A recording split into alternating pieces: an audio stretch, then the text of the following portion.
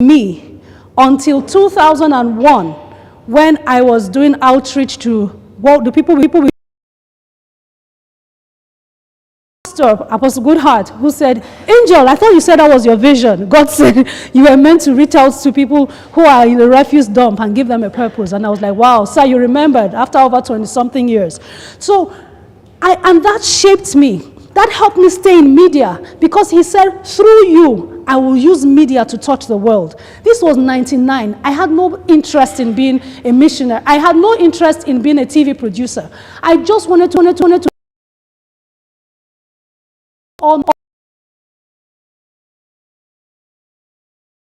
missionary. Media wasn't part of my plan. I didn't dream it as at 99 when God told me that he had called me to read the world through media. So when I had to go to Uniben, I wanted to study theater arts. So I'll learn how to make movies to win souls in the villages. But my dad insisted I studied English and literature. And that's what I studied. And because that day in 99, when I knelt and prayed, I said, okay, God, just have your way. And then he told me my purpose, and he said media. But I didn't see how media would happen. So I studied English and literature. I got posted here in Abuja to serve. And I was looking for somewhere that had something to do with missions. And they posted me to NTA, and I said, I hate NTA. NTA has terrible quality of production. My parents were working in NTA, both of them before they got married. I've been in NTA all my life. I cannot work in NTA. NTA cannot pay me. I'll be a poor woman if I ever work in NTA. But God said, I will use you through media to touch the world. So he sent me to NTA to train me. And then after training me in NTA for about 4 years, he sent me to the Christian Broadcasting Network. And I've been producing in the Christian Broadcasting Network since 2006. That's 18 years.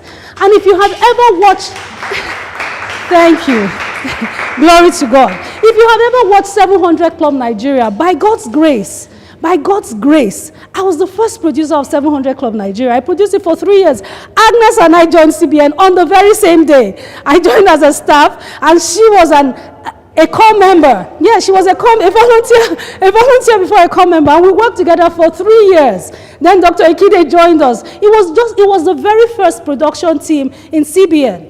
And then I got married, I moved to Lagos, and then I came back. My marriage scattered. Then we came back. But in all, he has been using me through media to touch the world. I would never have known. I was in love with one guy. I was seriously tripping for him. His name was my password. Then it was Yahoo. Because he was a doctor, and I had scripted my life. Marry a rich doctor. Then we'll be going for mission trips. He will be doing the medical parts. I'll be preaching. People will be saved. But that wasn't God's script for my life. And thank God I knew in 99. So even when I started working in CBN and I was earning 60,000 naira, and my sister and my cousins were earning hundreds, as at 2000, and I don't even know what year that was. And they were like, Angel, see, come to Shell.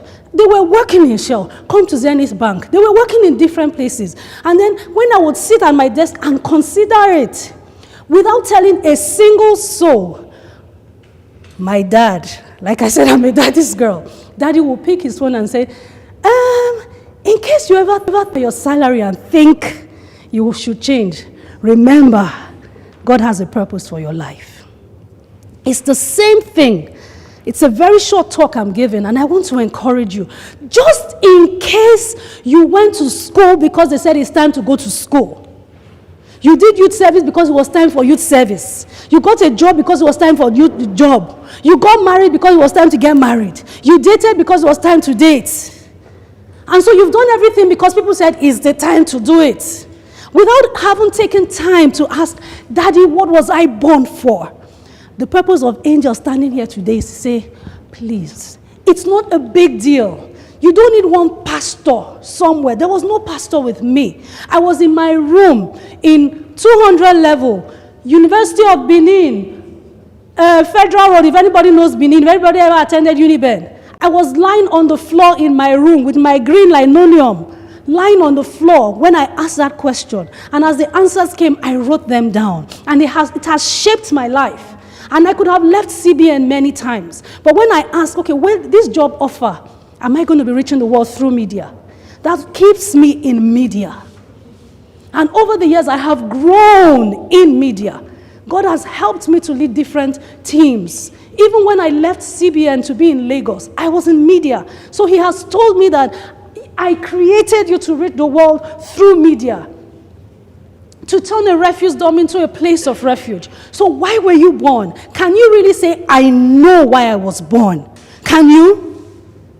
If you can't, this is to encourage you. When you can even do it, start right now. Start right now. I can assure you, because he's your daddy. And he loves you more than any earthly daddy can love you. If you start now, I assure you, like I know my name, like I can see you guys here, before, in a few days, you will know why you were born. Just be very sincere. And when he tells you, regardless of what anybody says or thinks,